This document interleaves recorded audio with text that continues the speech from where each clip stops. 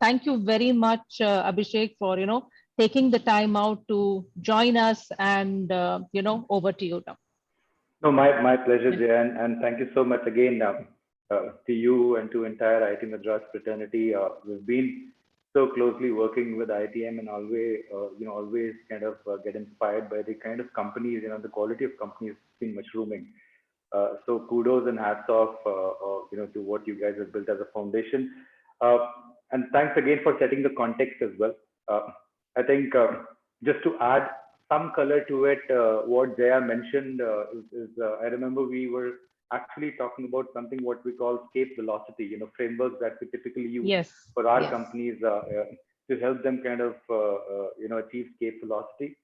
And there are certain I would say flow to it, encapsulates people, purpose, alignment, business model canvas, within which we have strategy canvas and value innovation, then the go to market strategies, and eventually all this should lead to a certain outcome, which is measured either through balanced scorecards, KPIs, OKRs. Of course, OKRs for some obvious reasons are also becoming very, very popular these days. So we'll probably spend some time over that as well. But very briefly, for all the guests out over here, first of all, thanks to all the startups and entrepreneurs again taking the time out. Last 1.5 years has been extremely busy for most of us, but I think predominantly for all the entrepreneurs out there. Literally challenging their innovation and continuous sort of out of the box thinking on a day-to-day basis. Uh, for those who don't know us very briefly, so we run an early stage venture capital fund called India Partners, managing roughly close to $100 million corpus across 2 funds, and with a sector focus around technology and healthcare. Again, very simply, we beef up our sector focus within tech. We look at SaaS, fintech, and a good portion of it goes to a frontier tech, the third bucket, which involves a lot of deep tech, semiconductor, hardware, software combination, AI, ML, electric mobility, and so on and so forth. And then healthcare side, we have certain element of medical devices, digital health, etc. We come in fairly early as well, and I think all of us, we've been entrepreneurs, so kind of were originally and naturally biased to starting an early stage fund than a more growth stage fund. That's what excites us as well.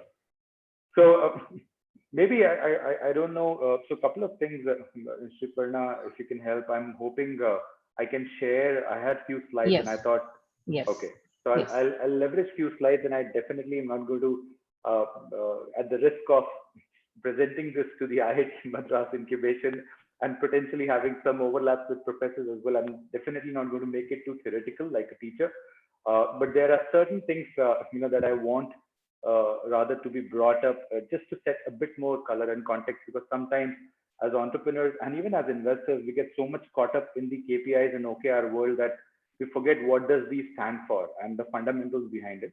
And then of course we'll have a portion of again within deep tech there are elements across enterprise, open source, and the third bucket around frontier tech.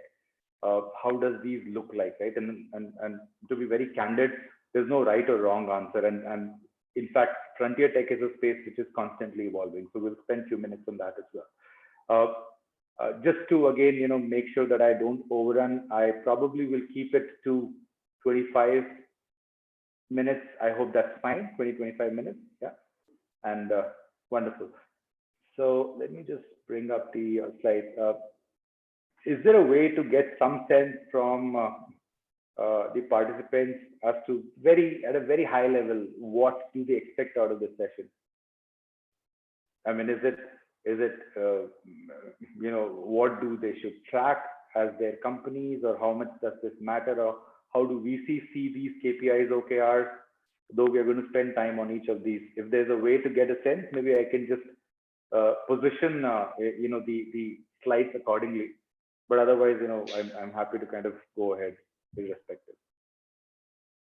Yes, I'm just trying to see. Sabri, Arjun, do you have any thoughts on what you would like to, any key? Hi.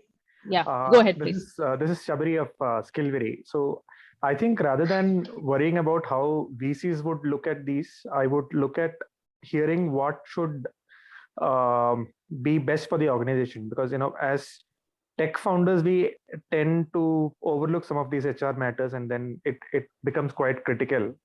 How do we align organization goals with the individual goals, and how do we measure? Okay. That Okay. Pragyan, do you have another perspective? You might want something more on the VC outlook. Hi, this is Pragyan. So yes, I would rather want to know VC perspective while funding, like what KPI they'd look at rather than the normal things which we're aware of, a team Sure. structure and other things. Sure.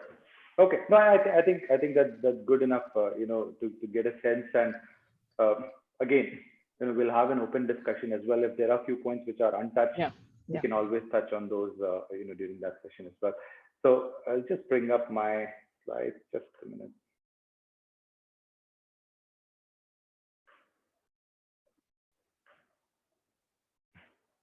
Let me know if this is visible. Yeah. Okay, great. So again, this is just as a reference point. Just wanted to kind of get things started from a discussion point perspective. And I think one of the gentlemen talked about how to align rather individual goals to the organization goals. In fact, one of the most recent investments that we did is a company called Super Beings, which is it's an, I would say, an integrated stack for a leadership success, which also has an element of OKR software suite, bringing into the foray, apart from leadership development on a constant basis. And that again is something that we've been seeing off and on, becoming more prevalent with the growing and very fast growing companies. So just to set the context, I think KPIs, OKRs, I think we all know has always been there into existence. Why it has suddenly caught attention? While KPIs, I would say, has definitely caught attention or has been in the limelight for a while now, because that's one of the ways how typically a VC or any investor or even the founders and managers, the executives, would essentially gauge as to how the company is really performing vis-a-vis certain performance outcomes that they would have assigned or recorded for them, right? But I think what's happening at the same time, OKR, is something what we call as objectives and key results. So fundamentally, what we are seeing is that a lot of fast-growing companies, while they are growing at a rapid pace, they're also hiring a lot of young millennials, and I know a lot of people over here, audience, would be forming the same segment, part of the same segment. But given the nature of the growth of those companies, of course, you want the people also to grow. So they are kind of promoting those to the next level. They're becoming managers. In the speed, I think one of the things which is being missed out is the overall experience layer, which traditionally and conventionally has always followed, right, in the organization. So typically, an individual would have had to invest X number of years to see how things function before they, promote to the next manager level, and so on and so forth. And I'm for a minute not advocating that that's how things should run. But I think there always used to be a merit around it, where one used to get a lot of both, I would say, qualitative and quantitative experience, right, of being ready to take up the next position. But I think in a very high growth environment of today, and look at the number of unicorns that's coming out almost on a weekly to monthly basis, the companies are unable to match the pace of the growth of the company with the growing talent requirement, right, and the skills requirement, and hence they're kind of also being forced to move people to the next level. Certainly, what has come out in a lot of and this also was prevalent in few discussions and forums that we've been part of, is that a lot of these companies realize that very late, the key elements of some of these KPIs and OKRs are left out during the journey, and they only get to find out when they actually reach a milestone and realize that the milestone has not been met. And hence, if someone has kept a track of some of these, new age softwares like Alice.io and Betterworks of the world, suddenly they've become the apple of everyone's eye. I mean, of course, one yardstick is how much money can they really, raise, which is a fairly, I would say, lopsided yardstick. But I think even the pace which they themselves have kind of grown in winning customers, across the globe. And I think the key reason has been, of course, how do you manage the whole remote employee workforce, which has again become a lot more prevalent in the last, I would say, year and a half. At the same time, manage the pace of the growth of the company. So bringing back the discussion to the foray, I think if you look at it, very simply put, OKRs, KPIs. Now we all know about OKRs and KPIs. Fundamentally, we believe that for a company and organization, it's important to have both of these defined. And these may look very theoretical today, but I think simply put, OKR is something which gives a sense of direction to the organization, to the executive team, to the founders, the core leadership team, right? Generally, OKRs, the way they are designed, they're expected to be highly ambitious in the nature. I'm going to win X number of customers over the next 1 year. I'm going to be, whatever, 10 million ARR in the next 18 months, and so on and so forth. So objectives and the key results that you want to record. Whereas KPI kind of sets the path towards it. You have a means to kind of reach to that end. I mean, if you're talking about winning customers, you may have to lay down the foundation of marketing. You may have to lay down the foundation of sales. You may need to have the right product suite in place with all the modules baked in, built in, which kind of again takes you back to the product roadmap, right? So essentially, the catch line for me, on this slide, and without kind of going through all the theoretical aspect of it, is the fact that if you want to improve the overall direction of your initiatives, this is the last line, right? OKRs are the best choice.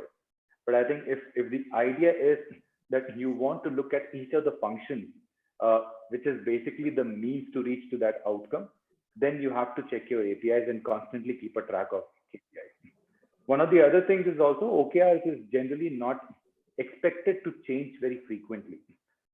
Whereas, KPIs, depending on, KPIs are a lot more agile in nature, if you ask me. I wouldn't say that you should keep on changing your goalposts, but I think given the nature of the environment, given the competitive nature, given the landscape, overall market evolution, one should be nimble enough to understand how to readjust some of these KPIs to, again, as long as the OKRs remain the same, right? I think that's the whole idea. And one of the sessions that I was attending, again, this was more academic driven. It was a very interesting point that was brought out, is that how can, in the new age world, OKR and KPIs be connected and don't seem to be disconnected. And that's where a lot of people actually, the whole key results part, they are trying to kind of now, reconcile with your KPI. So essentially the whole OKR key results section of the OKR is nothing becoming but the KPI in the modern age world, right? Which means you make it a lot more qualitative. You make it a lot more objective. You make it a lot more quantitative and objective in nature, and something which you can directly also hold on a continuous basis and monitor on a continuous basis. One of the sessions which I would strongly urge you, I've shared the link over here. You should definitely have a look at it, which kind of defines, again, given the paucity of time, I wouldn't play this out, but it's a very, very interesting, I would say, perspective on how OKRs and KPIs define the success of a company, right? And it's not kind of, I would say, blown out of proportion. A lot of people give it a lot less importance, and as an entrepreneur, again, it becomes very difficult when you're worrying about your first customer, or you're worrying about kind of getting a certain product fix done, customer sort of service being done or handled, to think about your overarching KPI and OKR. But I think that's how this video talks about, in terms of how this lays the foundation of any organization very early on. In fact, if you Google, Google on OKR, Google is one of the companies, Netflix is another company, Spotify is another company, which has made OKR very, very popular, because they always thought very, very big, right? And I think that's kind of the pretext. Moving on, again, I think you guys know a lot better than at least me, in terms of your businesses, how to set the KPIs and the OKRs. Where I specifically wanted to touch upon is with respect to deep tech, which I have in the following slide, which I'm sure is also not going to surprise most of you. I think fundamentally, again, while this is the theoretical aspect of it, that these should be measurable, these should be kind of pointing towards some kind of quantified success, right? So that you can go back, change, assess whether it's working or not. I think the key thing, what one needs to keep in mind is I need to understand my business, right? And this is one of the ways to make sure that I understand my business when I can define the right KPIs and OKRs for my business.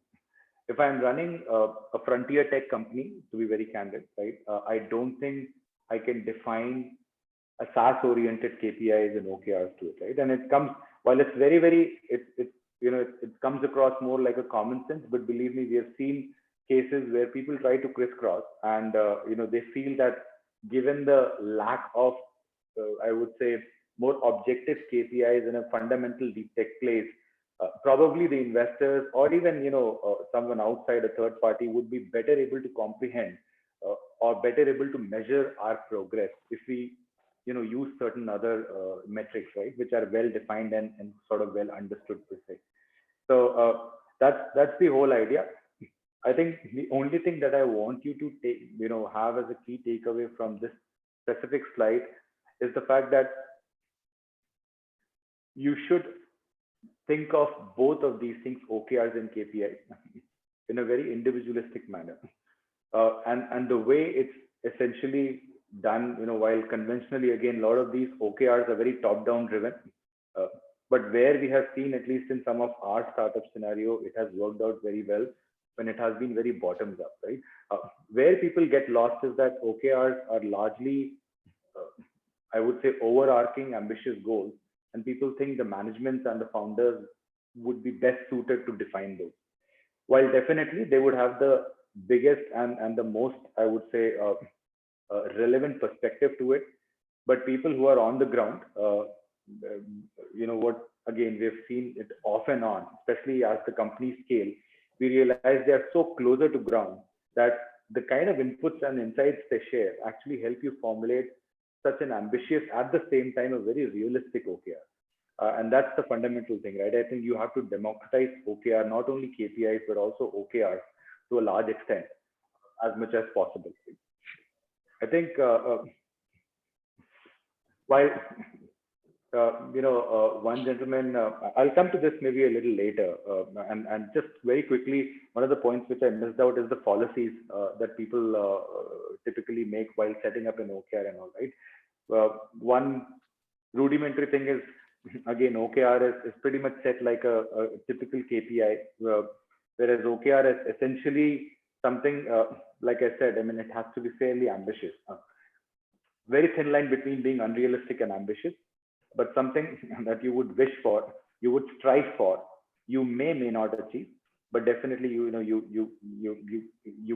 want to go maybe 10 folds beyond a certain limit, right? Whereas KPIs are more to the ground relative to an OKR. But at the same time, I think the other thing we talked about was going bottoms up rather than top down in case of OKR. I think in KPI, one of the biggest issues we have seen is vanity metrics, to be very candid. I think a lot of, especially in the case of internet companies, and I'm glad probably this is a session, not to demean any segment or sector per se, but this is a session where most of the entrepreneurs are building real products, right? I mean, really, really tangible products, specifically, when you talk about deep tech to a large extent. But I think getting lost in vanity metrics,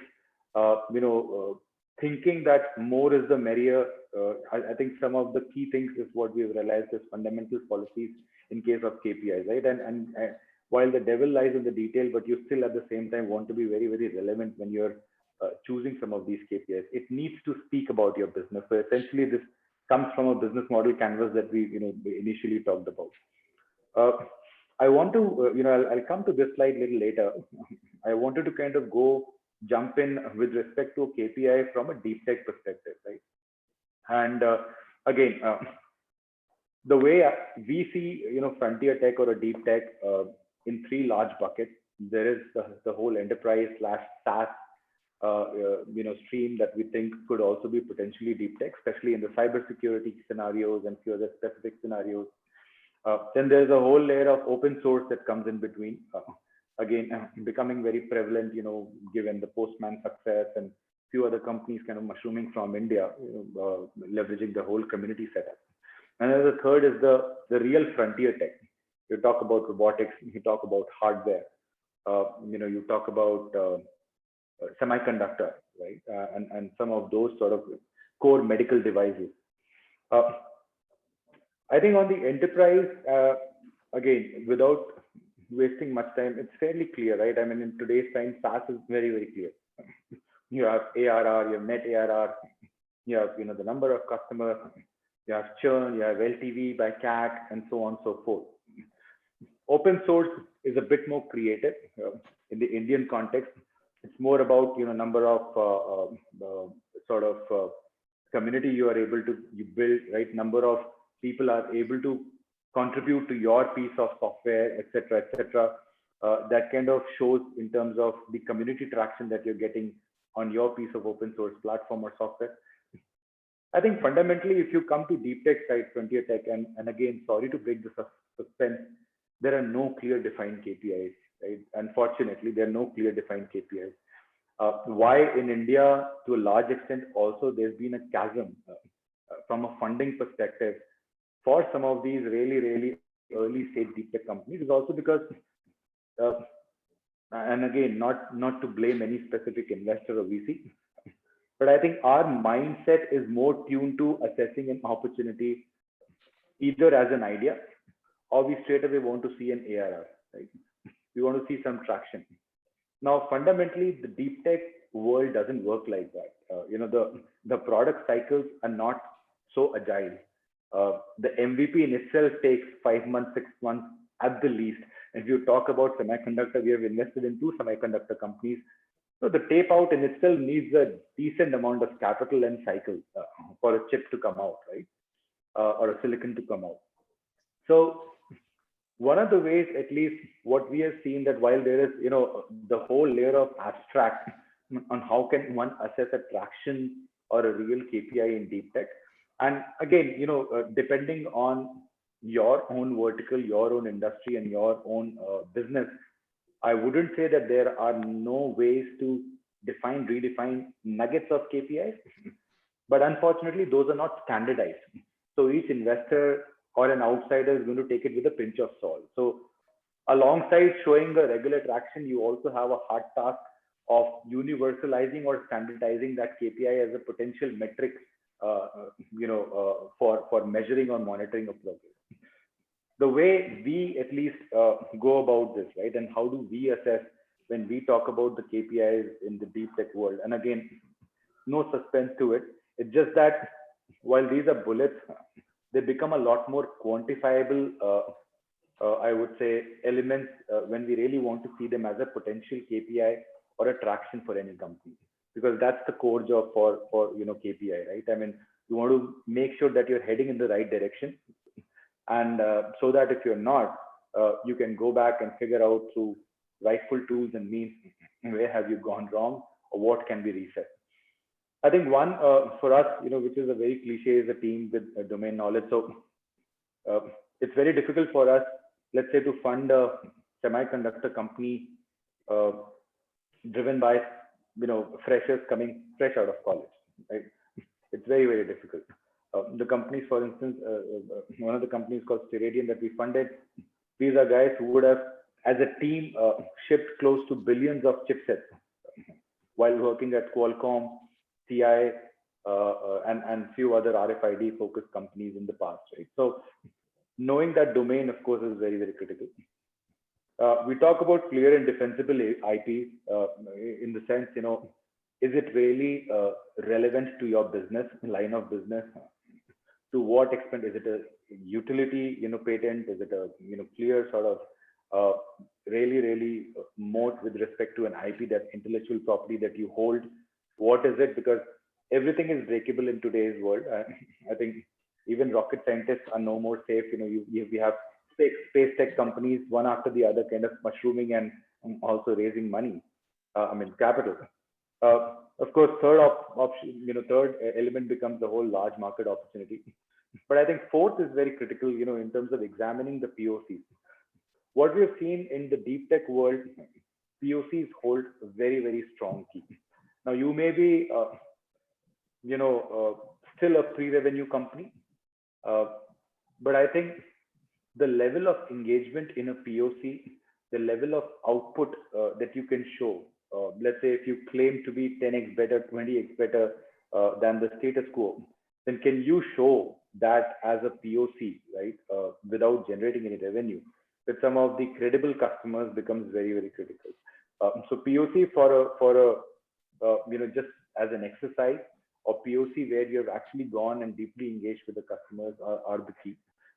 And then finally, competition know-how. Now, again, a very generic statement, but for us, at least in the limited time space, because deep tech itself is kind of evolving in the Indian context, what we've seen is this is a make or break, folks. I think most of the competition that any deep tech company sees is not so much domestically, it's globally.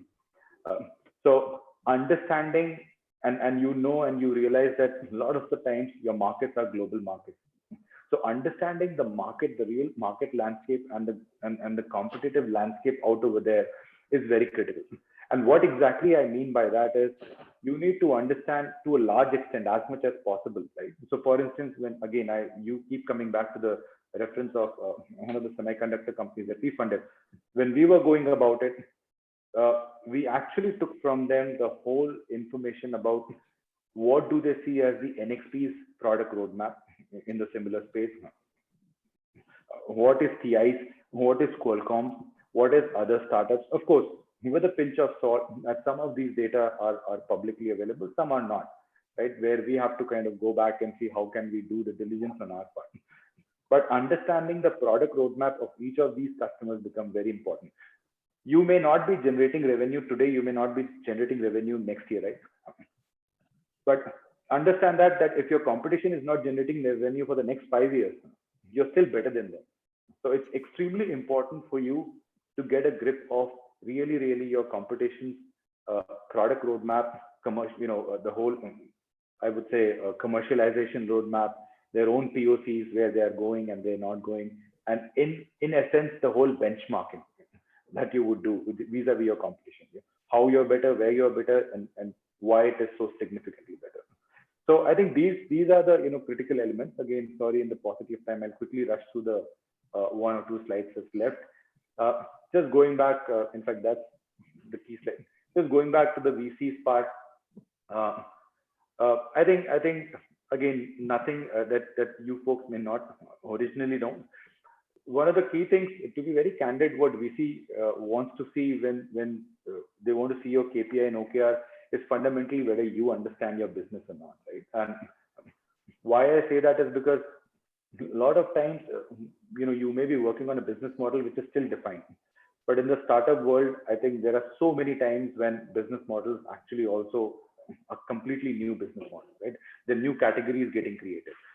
So from that perspective, you understanding what would matter as a success in your category is extremely critical.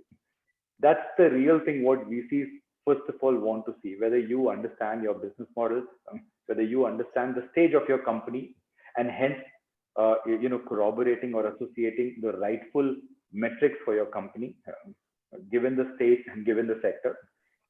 Are you doing that or not, right? Then of course, the key, like I mentioned, it's not so much about you have a long list of KPIs is going to make any VC happy. I think it's more about, can you show the core APIs which really matter and which can point towards very tangible outcomes. Either eventually it points towards number of customers, ARRs, the product build up, the teams, etc., right? I think so it has to eventually kind of fall in one of these buckets as you frame these, and hence that's what essentially a VC would look for. One of the things which I use is vanity metrics, which is fortunately not very prevalent in the enterprise world or B2B or in deep tech world. but it's highly prevalent in the consumer internet world. Right? I mean, there are a lot of vanity metrics that are sort of floating around. Finally, it's got to be realistic. And the best part is where we have seen generally, people who really like to get into detail, they try to get this is they always benchmark it against the competition.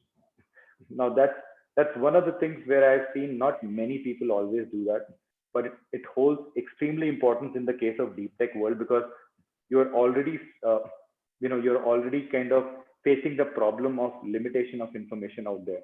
So whatever you have, how do you make the most of it? Will be very relevant for any frontier tech or a deep tech world. I think these are some key nuggets I wanted to talk about. Impact of COVID. We've all kind of gone through that cycle, either through our portfolio companies or you guys directly in your startups. Of course, essentially, number one important thing is, what matters are the people, and therefore the safety of the people, their personal belongings, etc., is a lot more critical than any companies or businesses OKRs, KPI. Two is, doing a very macro/micro analysis of your business, that eventually, do you expect to see headwinds? Do you expect to see tailwinds? A lot of businesses saw tailwinds, by the way. Well, education reaped the biggest benefit, but I think healthcare in equal capacity, I would say even environmentally conscious, sustainable ideas also saw a bit of uptick. Logistics definitely, especially, the whole supply chain logistics part, especially if you are, in the e-commerce world, the big baskets, etc., etc. So I think there've been pockets.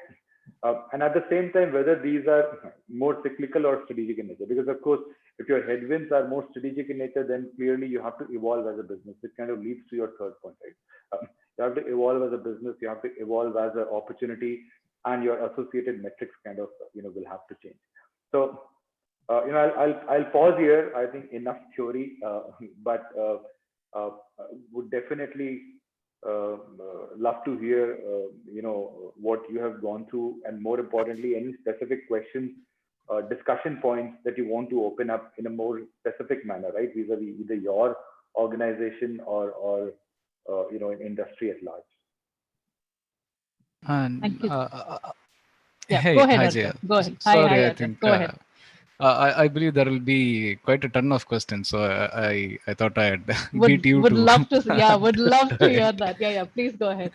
And Abhishek, thanks for the keeping it understandable as well as covering a lot of topics. I just have one very bugging question. How can one actually assess if the KPI is healthy or not?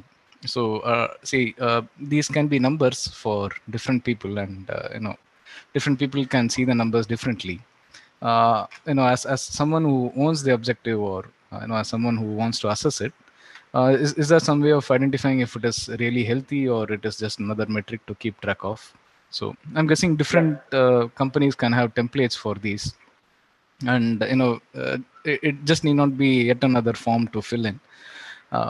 But it also at the same time has to be a healthy outlook of where the company is moving in. Would you have some thoughts on assessing how healthy or unhealthy a metric is, and how should it be seen in light with the other metrics? Right. That's Arjun, if I'm not wrong, right? Yeah, Arjun.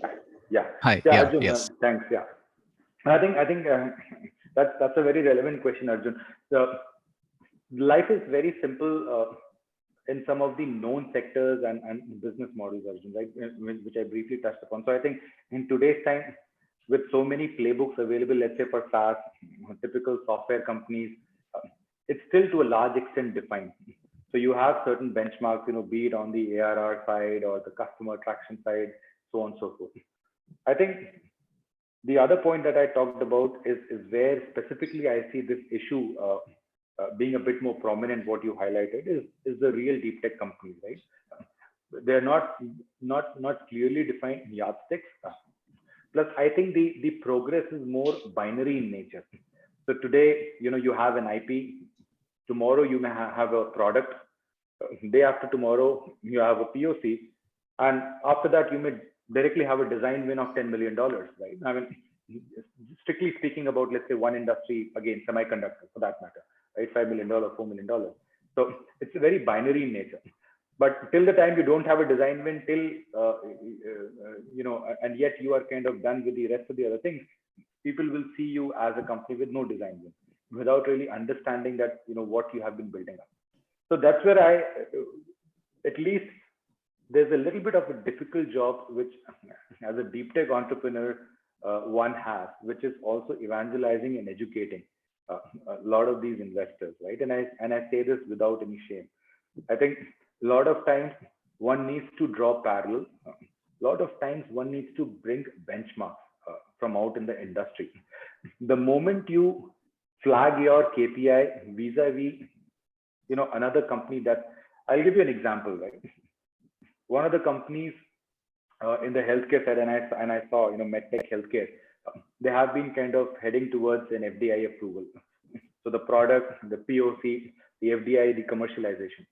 Now, if I see that in isolation, because I come from a SaaS world, I feel that, guys, you're just wasting your time. Why are you not moving fast? The moment they mapped that whole chart along with their existing competition, it was so clear for me. I mean, the benchmark out over there, the existing products and the companies, they have taken the FDI in almost 2.5 times longer duration. They've taken ages to get their first POC or the commercialization done. So I think you suddenly realize that in their world, they're actually moving very fast. And there is definitely value getting created, right? So I don't know if that answers specifically your question or not, Arjun, but the key really lies in how do you bring in the competition and you map your progress with those competitions. So it's a bit of industry knowledge as well that you'll have to kind of deliver alongside talking about your own company's progress.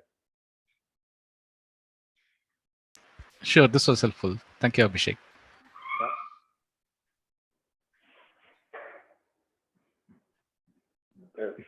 In the meantime, yeah, are there any other questions? You could either put it in the chat box or just raise your hand. Rishabh, are you still around? You had a question. Yeah. Hello. Am I audible? Yeah. Go ahead. Yeah. Thank you, Jaman. And thank you, Abhishek. I mean, that was a really inspiring thing. So I had a few questions regarding this OKR thing. In one of the points you have mentioned that the OKR or the objective should not be more than 5. So is there that is linked with a particular timeline also, like between 2 to 5 that you were mentioning that 2 to 5 objectives should be there. So the OKR that has to be set in a particular timeline, like in 6 months, in the next 1 year, those kind of things. So these 2 to 5 objectives, or how exactly? Can you please enlighten a little bit more about this? Sure. If I can just request alongside your name, just spend a minute about what your company, I mean, what are you doing in your company, or what does your company do that will help as well. Sure, definitely. This is the best part for me, defining the whole thing. So my name is Rishabh. I'm founder of the company Sina Mobility. So we are developing a two-wheeled car or a self-balancing cabin electric motorbike. We have already developed the product. Right now it is in the final production stage, you can say. Got it. So this is the thing. So two-wheeled car that we are making, it's 100% electric, basically to make motorbikes as safe, as comfortable as cars. Very nice. Got it. No, thanks, Rishabh. That's helpful. I think going back to your question, you're absolutely right. These are all confined, within a certain timeline. 6 months, I've never seen 6 months is too short a time to kind of have an OKR out. Definitely not as an early stage company because things take time. And also given the fact that you want to have a very impactful OKR, in itself that will take some time. Typically what I've seen, given some of the new suites that have also started to come into play, and a lot of these companies, you should check out companies like ALLY.io and BetterWorks and the Lattices of the world. A lot of these companies are getting used by high and very fast growth companies is because they realize that OKRs are well done or they meet the objectives really when you're doing it on an yearly basis. So they have kind of shrunk that cycle from let's say 18 months, 24 months to almost 12 months, where they all, align, they engage the team, they align the teams, and then they measure the outcomes, the business outcomes on an annual basis. So to kind of simplify the answer for you, generally it is 12 months where the OKRs are built. But honestly, as a deep tech company, I struggle to answer this question because your product in itself may take 24 months out there, right? To real product to come out, or 18 months for that matter, or it may take 18 months for your first POC to come. So it eventually goes back to the kind of business and I would say, the sector and specifically problem that you're solving. Even in that case, I generally encourage to don't go beyond 12 months because you still need to see whether you're heading in the right direction or not, right? So ideally, yes, keep it minimal. I think 5 is on the higher side. Again, for an early stage company, be very pointed. I think 2 to 3 are good enough. But if you have certain other threats in your business, definitely, you can have a couple of them more. And ideally, these are done for 12 months. Go back, 12 months down the line and see, what has been achieved. Of course, OKRs should then translate into meaningful KPIs, which will eventually help you lead that path. Thank you, Abhishek. That was very much helpful. Just sorry to interfere. I had one more question regarding this KPI. In the KPI, with respect to SaaS, like this ARR or MRR, that makes 100% sense. And right now we are also struggling with this thing. But when it comes to products like ours, like consider an electric motorbike, in that case, since we are not having any subscription model right now, it's purely product based. Now, consider every month, or even for that reason, every quarter, the sales and all will be completely different. Now, how exactly? So in this case, there will be no recurring revenue that will be coming up. So, so if I want to measure the sales thing, that how exactly am I performing? So, with respect to sales, then how exactly should I be measuring these kind of things? Yeah, good. No, very good question, relevant question. By the way, we also have an investment in a company called Cell Propulsion, which is building powertrains for heavy commercial vehicles. I mean, heavy payload light commercial vehicles as well as heavy commercial vehicles. So again, I mean, this is very, very valid point, Rishabh. There's no recurring revenue per se in your business model. Though, if I simplify life, there's obviously annualized revenue. If you can, if you can just multiply those revenues by 12, you can still call it an annualized revenue. That's a very simplified way of presenting it. But I think, in your business, again, given the stage of the company and a few other things, right? Given the stage of the company and a few other things, I think what also becomes critical is, okay, I think. Yeah, I'm sorry. I'm just trying to see who that is so that I can request them to. Yeah, I think it's fine now. I don't see anyone else. Yeah, sorry about it. Thanks. Yeah. No worries. So, for instance, in our case, Rishabh, definitely this whole, it's a new engine altogether, right? So, how are the vehicles running? What is the distance it has covered without any breakage? The efficiency of those vehicles. I think all those things also start mattering, right? So number one is the number of kilometers that you would have done. Number two is, again, it shows that, I mean, the volume also speaks for itself. Number two is in different scenarios where it has been tested or ran, again, depending on who your customer is. Is it a B2B, B2C? Is it certain targeting certain specific segment, within those arenas, or is it meant like it could be adventurous bike and so on and so forth. So I think on a case by case basis, you can add certain quantifiable elements as well. But simply put, there are always same thing. There are always number of POCs. There are always number of people adopting your product and running it. There are always elements around the downtimes that you would have seen, right, while running this live on the ground. And then finally, you can always annualize these revenues. So it would not be a recurring revenue. You can annualize. Now, one of the things that I'm also seeing is that a lot of these EV companies, they have the advantage of bringing in the whole telematics layer to it, right, which is the software component. which is, on a constant basis. I mean, ICE has been trying to do it for some time, the OBD diagnostics, the kind of plug and play to make sure that you run your OEM in the most efficient and effective manner. Electric is kind of starting from a fundamentally advantageous position. So they already have these telematics plugged in, and you can always make sure that as an OEM, your machine and your vehicle is running in the most optimal fashion, right? A lot of those things are getting rather monetized as a recurring revenue. It's not huge as a value, but over the lifetime of a vehicle, I think it's substantial revenue that it can eventually generate, right? So that is something which I have off and on started seeing, though I must confess, most of the companies in the Indian context are very, very nascent, because consumers' mindset is definitely a big no-no on those streams. So it also depends how you're packaging it. A lot of people also package the whole customer service layer alongside this, because providing customer service, even for a simple EV, right? I mean, an electric vehicle is not something that you can find in every nook and corner of your city or of your place. And so this comes as a subscription package, and that becomes a more recurring revenue in nature. Tesla has done that in US. We all know that, of course, that as a software component, they have been charging it, and it's a very small amount, but now it forms a formidable chunk of their revenue. Yeah, thank you very much, Abhishek. That helped me a lot, really a lot, to basically chart out the way for, especially the telematic part. Thank you very much. So do we have any further questions? Like I said, if you would like to put it in the chat box, great, or else, please feel free to just speak up. There's someone else who raised hand. I think Shanmugha.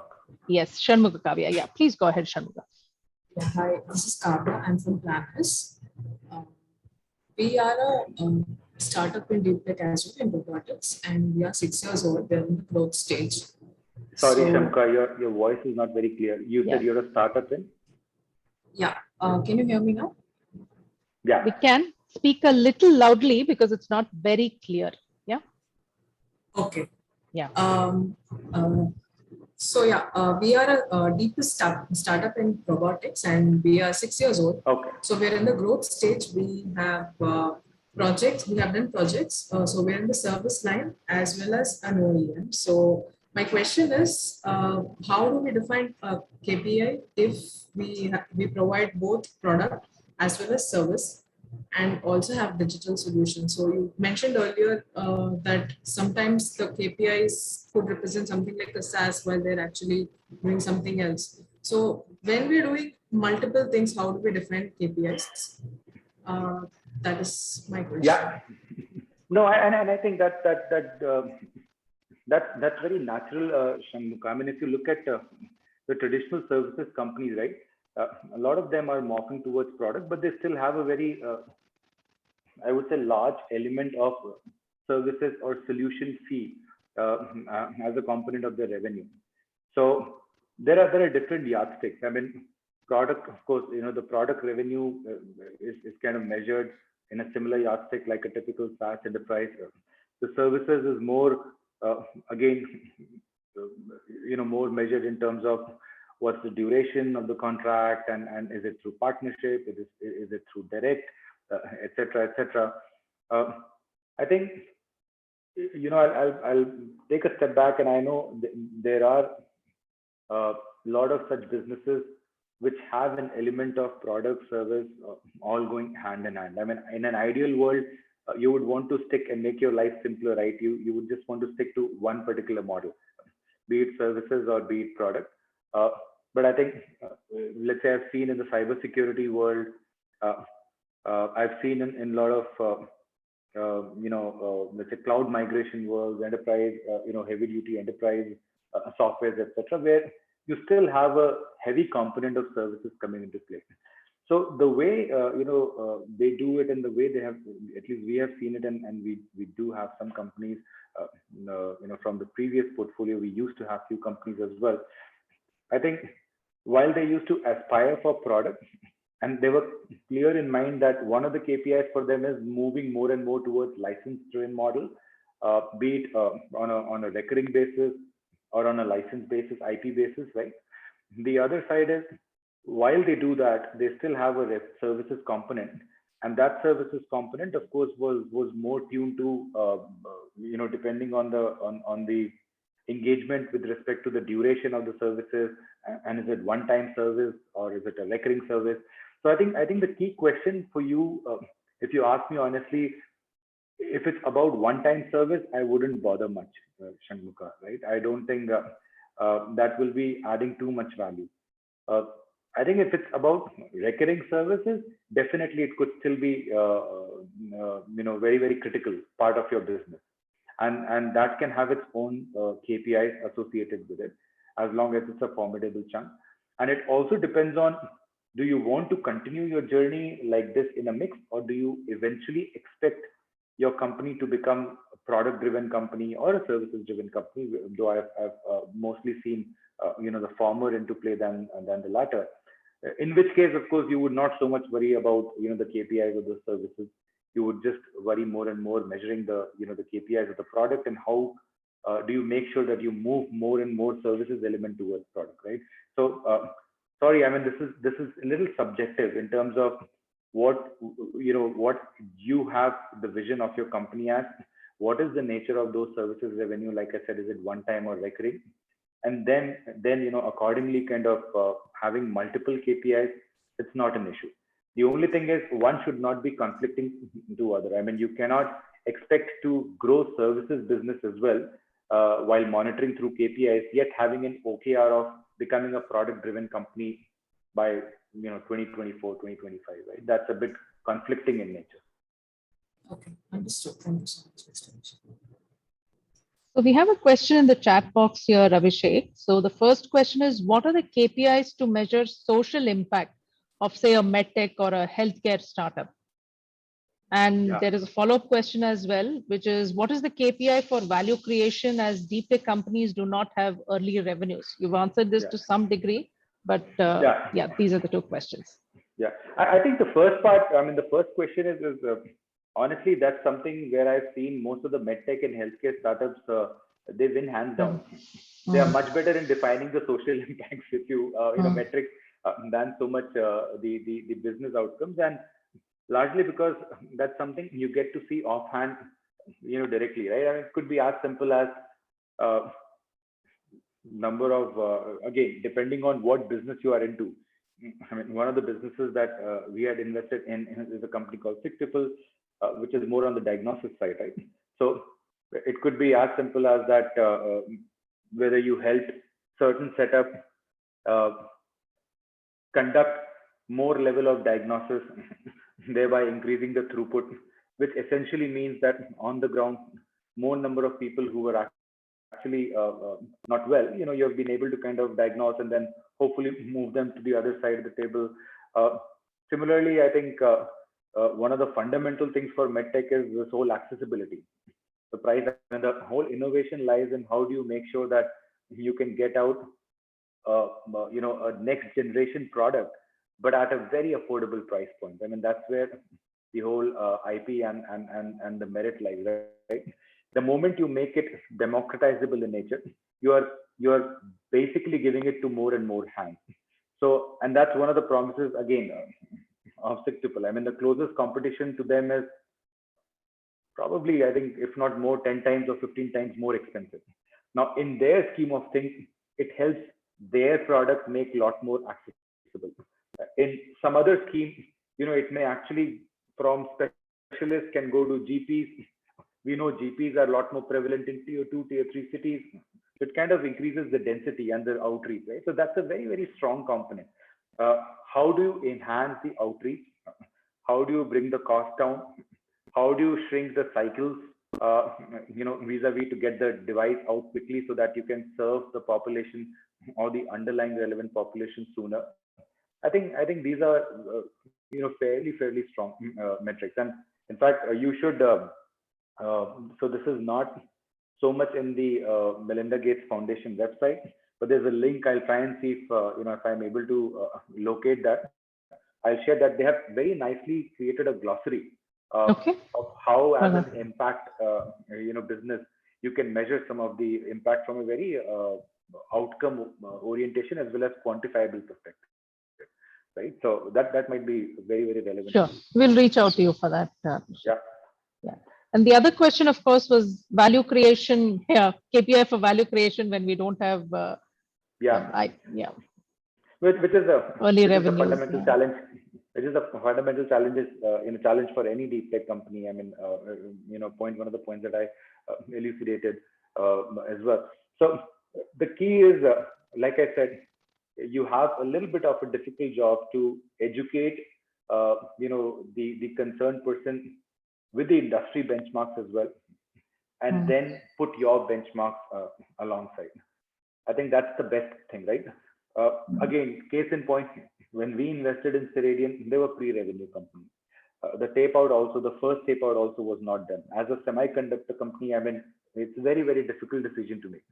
But one of the key things that helped us is when we got hold of the product roadmap and the product cycles of some of the other potential competitors. And we could clearly see that, one of them was planning to get their product out 2025, 2027. That gave us significant confidence, right? That even from a product, I would say, timeline perspective, even if these guys miss out by a few months or a year, they will still be far, far ahead in the game than them. Now, there's always a risk, that goes without saying, but I think that becomes very critical. So how do you educate with some of the industry benchmarks, the competition benchmarks, and then, bring your sort of achievement? It could be simple POCs as well. You could be doing just 3 POCs, but the other guys may not even be in a position to get a POC out. That in itself is a huge chunk. So I think that's what essentially, that's how you create a bit of value creation. So we are just a little past 5. If there is any last question that we have for Abhishek, I would suggest, No